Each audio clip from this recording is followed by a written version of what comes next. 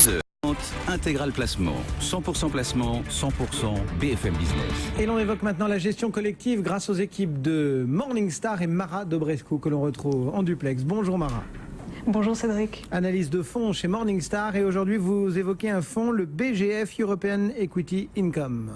Oui, donc c'est un fonds d'action européenne sur la thématique du dividende, un fonds proposé par BlackRock dont on a souvent parlé à l'antenne puisque c'est un des plus grands asset managers au niveau mondial. Par contre, de notre point de vue, en fait, cette taille importante ne s'est pas vraiment traduite par une meilleure expérience pour les investisseurs. Tout d'abord parce que la société a surtout grossi grâce à des acquisitions. Donc elle a acquéri plusieurs boutiques de gestion avec des cultures d'investissement parfois différentes de la sienne. Et puis au final, les résultats délivrés sur l'ensemble de la gamme sont assez inégaux. D'autre part, au niveau des frais, ils ont baissé sur certains fonds, mais c'est plus l'exception que la règle.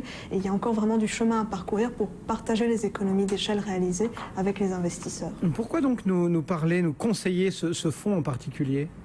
Alors tout d'abord, il bénéficie de deux gérants chevronnés. Alice Gaskell et Andreas Zollinger sont aux commandes de ce fonds. Ils travaillent chez BlackRock depuis plus de 10 ans. L'équipe qui les entoure n'a pas toujours été très stable, mais elle s'est en fait considérablement stabilisée en 2008 avec l'arrivée d'un nouveau responsable expérimenté, Nigel Bolton. Sur ce fonds, ils vont s'attacher à sélectionner des titres de grande capitalisation qui ont un dividende élevé et stable ou en croissance et qui remplissent par ailleurs les critères d'investissement de l'équipe que sont donc une bonne position concurrentielle, bilan solide, une grande stabilité des bénéfices et enfin une gouvernance d'entreprise qui soit de très bonne qualité. Qu'est-ce qu'on va trouver dans le portefeuille ?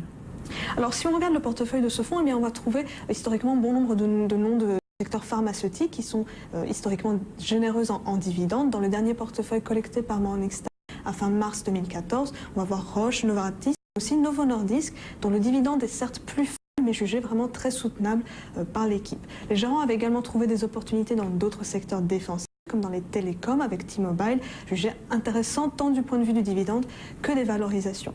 Et puis, dernière chose à mentionner sur ce portefeuille, c'est qu'il est en fait assez concentré, historiquement autour d'une quarantaine de positions, donc ça laisse quand même un risque d'erreur non négligeable au niveau de la sélection de titres, mais historiquement, on a vu quand même que l'exécution a été très disciplinée et de très grande qualité au cours du temps.